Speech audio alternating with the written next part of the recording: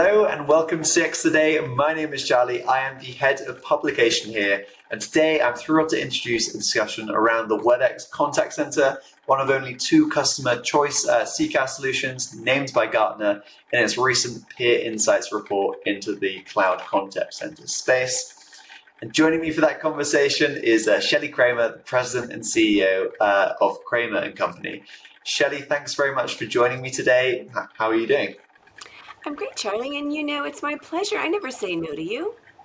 Excellent. Well, you have the honor of being my final recorded conversation here at CX Today, and I'm really excited for the conversation where, as I mentioned, we're going to dive a little bit deeper into Cisco's cloud contact center platform and we're going to pick out 5 differentiative features of it. Yeah. And I want to start with its agent experience suite, because I know this is something that when Cisco entered the CCaaS space a few years ago now, this is kind of really what it wanted to differentiate itself on. And since its agent experience portfolio has sort of swelled, I don't know sort of if what really stands out for you within that agent experience suite. Well, first of all, I have to say that I was at Cisco's Webex One event a couple of weeks ago, and always one of my favorite events. And I've worked with the Cisco Webex team for a very long time, and impressed with the progress that they've made. And so I think their AI experience suite, in some instances there's not any surprises. For instance, they've got the AI quality management suite. It's designed for humans and agents, and it allows things that are quickly becoming table stakes, quite honestly, Charlie, in terms of when you talk about quality management, AI assisted scoring and real-time performance insights and personalized coaching tools. I think, don't you agree that these things are quickly becoming table stakes in terms of vendor solutions?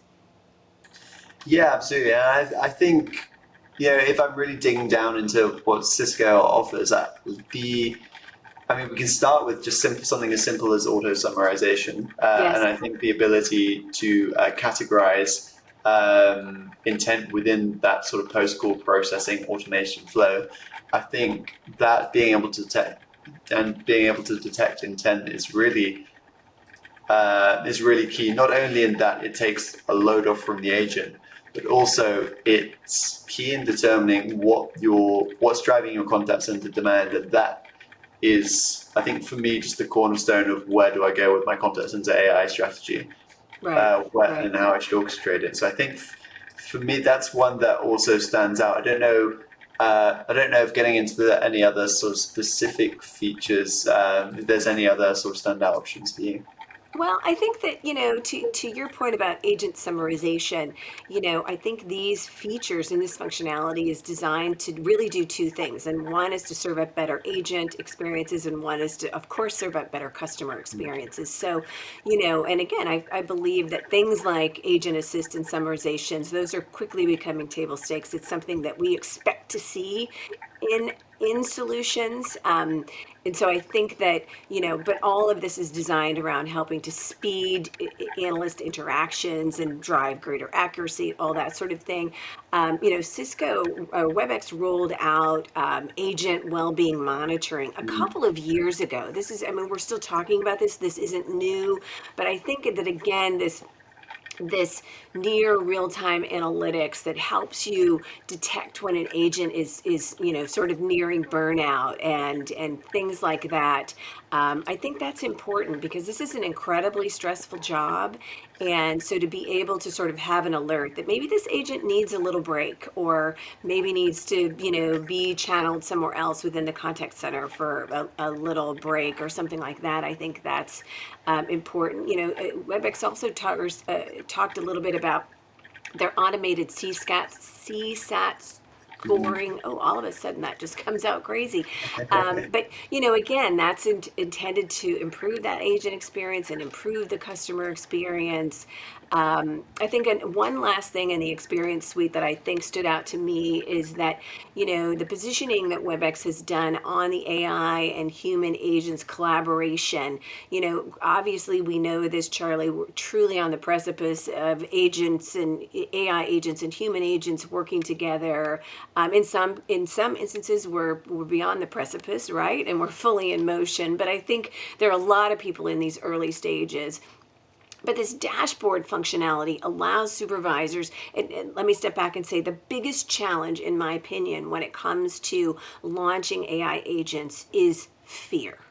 Okay, what is going to happen, and boy could we really mess these things up. And it requires you to take somewhat of a leap of faith. So when you have a dashboard, like this is one of the announcements that WebEx rolled out, when you have a dashboard that allows supervisors to see everything that's happening, and you can optimize, you can you can see what's happening from a risk reduction standpoint, and then you can really this allows you to sort of scale customer experiences across the board. So I think that's important.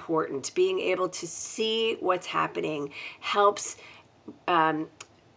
inspire trust and confidence in deploying agents working alongside humans. And I think we need that very much today.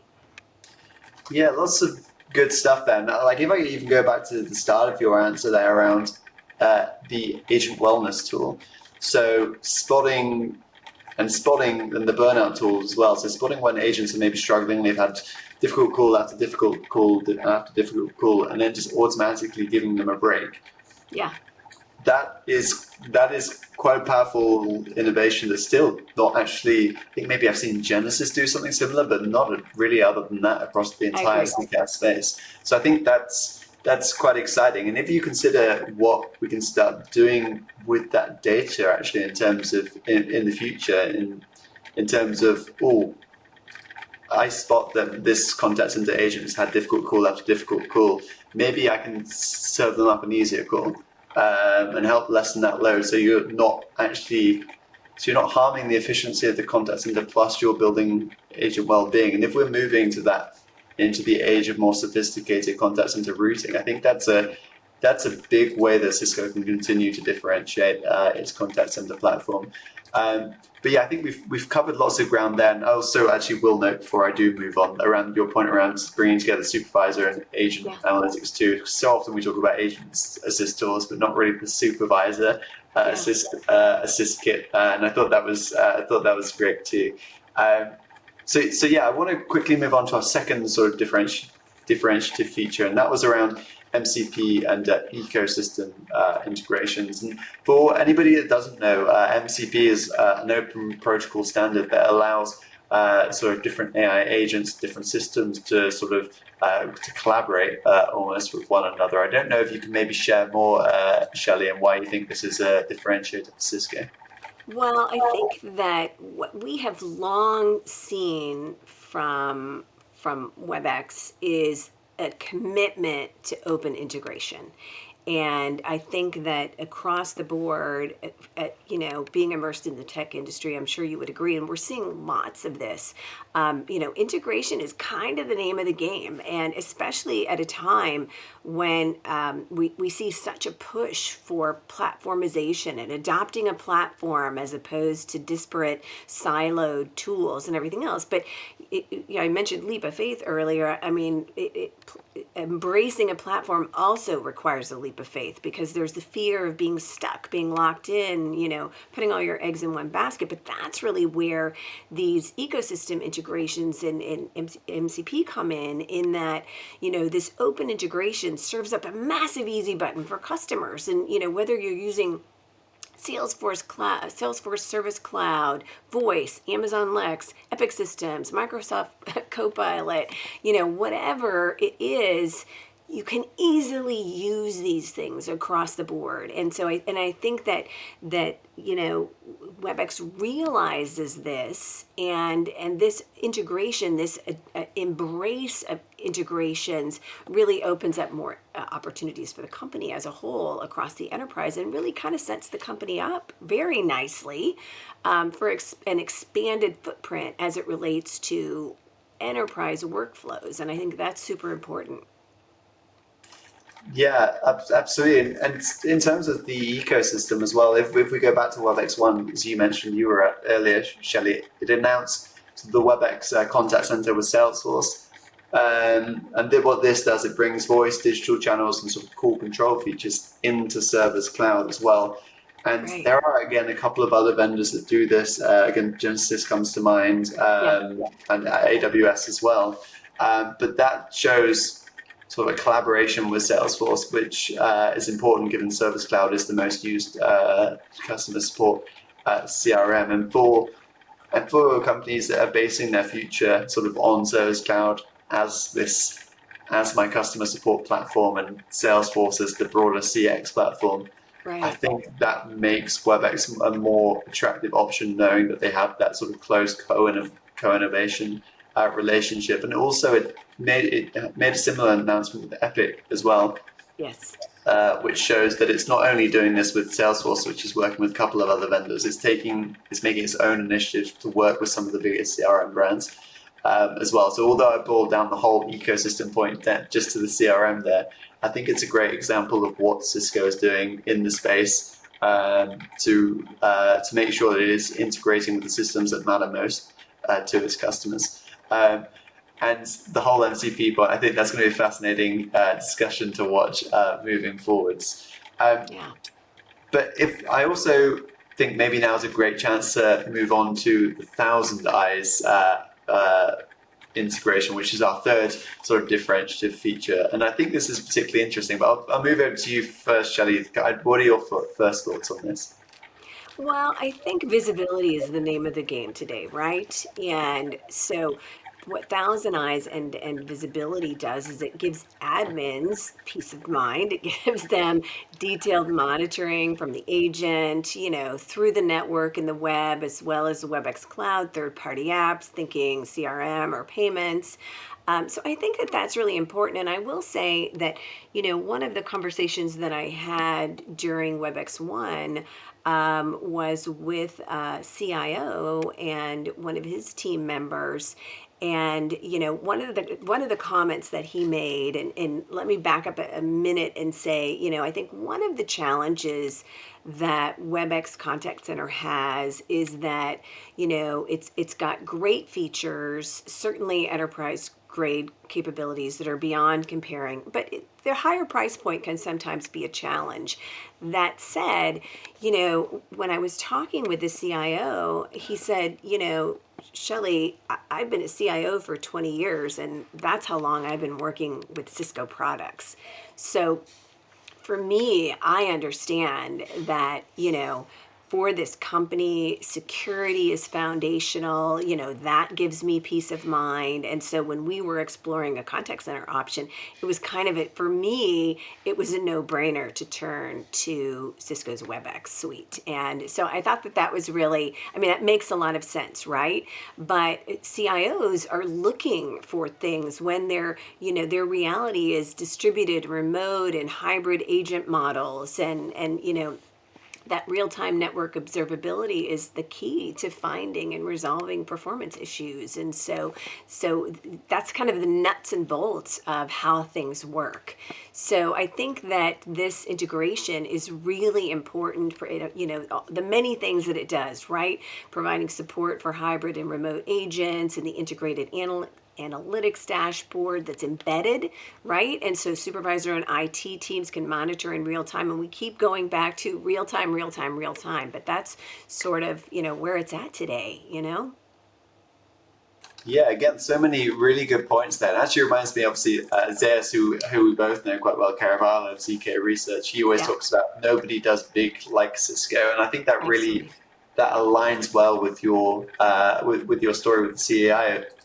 But you also mentioned sort of the broader Cisco security suite, which is an interesting point, because I think that really exemplifies what Cisco can do to bring its much broader portfolio beyond CCaaS and Right. then boil it down into actually differentiative features like these Thousand Eyes integration. And if we're going to talk about, I hate to say it, a lot of what CCaaS is becoming commoditized, but then what will differentiate you? What will differentiate you is as a broader suite that you can leverage to deliver differentiative innovation. So again, I think that's a really great example.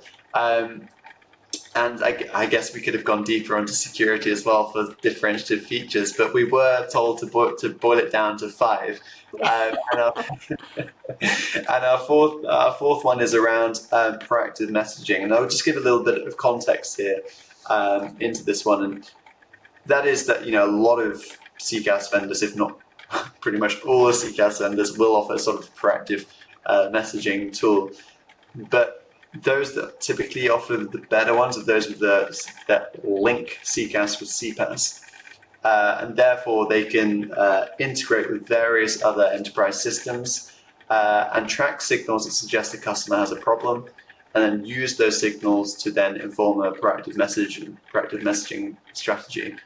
And Cisco is one of the few vendors to have CPaaS on the back end of its CCaaS platform. That is hugely differentiative, I think. I don't know, Shelly, if you could speak a little bit more to this CCaaS connection. Well, I think that, the company's heritage is built on its deep experience integrating communications into very complex enterprise environments, okay? And so enabling that seamless orchestration of customer journeys across those many channels that we have today, SMS, voice, chat, social, IoT driven notifications, all of that sort of thing, so that the inherent ability, the strength of Cisco's CPaaS offering to ingest and act on real-time signals. And I feel like I've said the word real time here 40 times during this 10-minute conversation, but I think that's so key today, and to be able to not only ingest but act on those real-time signals from a variety of enterprise sources, including CRM and ERP and IoT devices and business process application.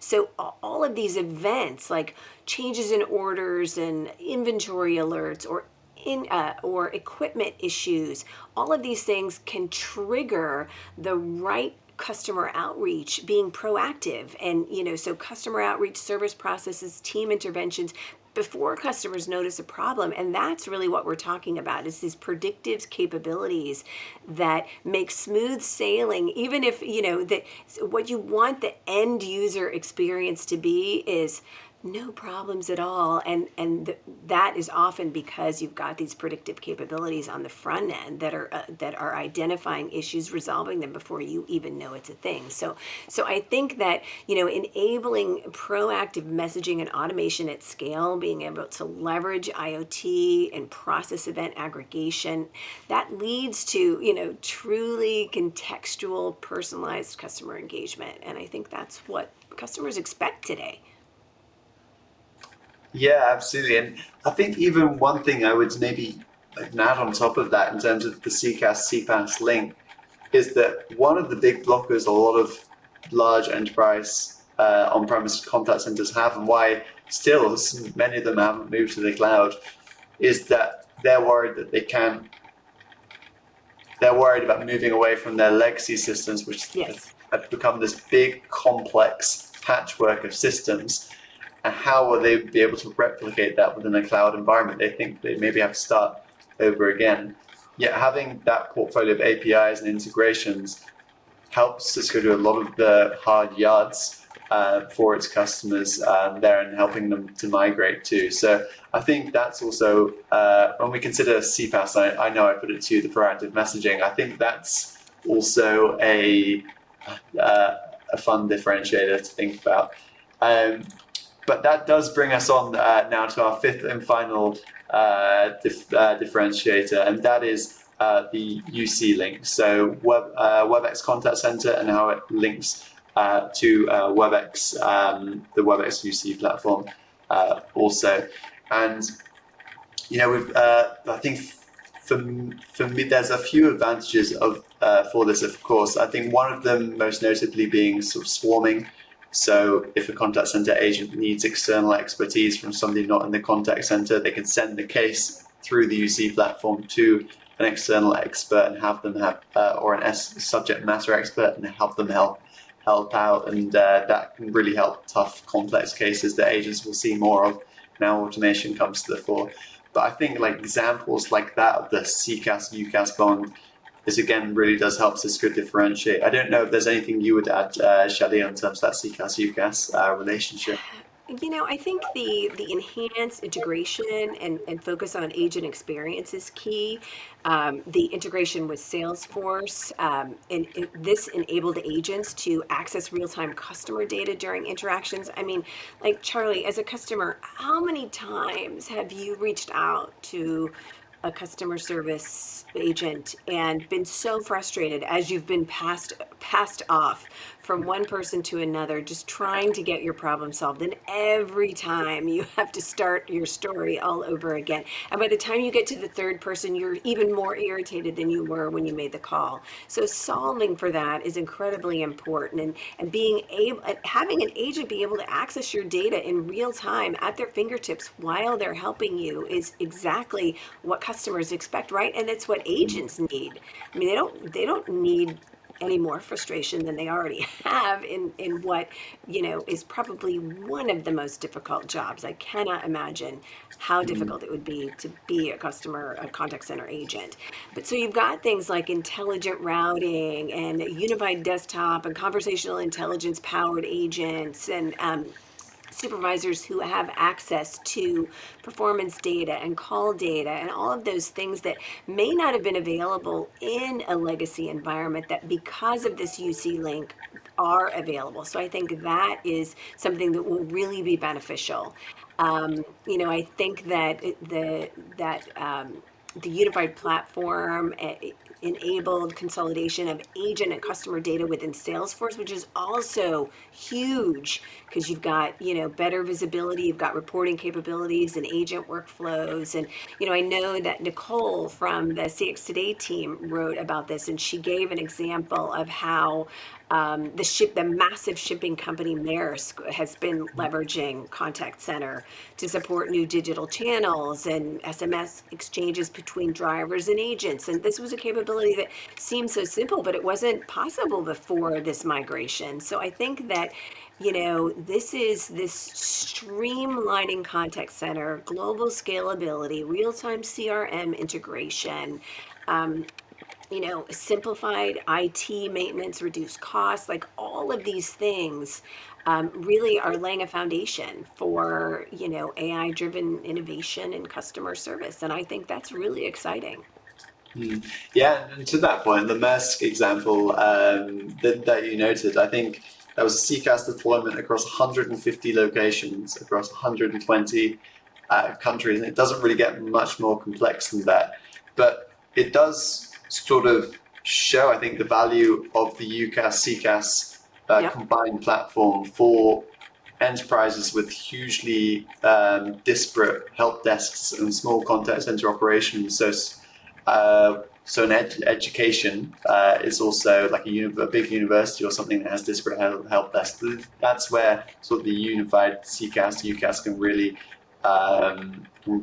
in these sorts of examples, it can really show extra value. And what I will note too, I noticed I noted earlier that it was just a connection between sort of the Webex Contact Center and the Webex UC system, but also there's a Teams integration that's certified as well, which is important to note.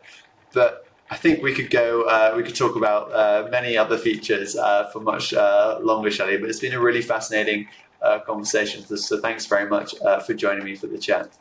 My pleasure, Charlie. My pleasure to be your final guest. Absolutely. It's been a great conversation to end on as well. So yeah, thanks, Shelly, very much. And also thanks to everybody for watching. Bye for now.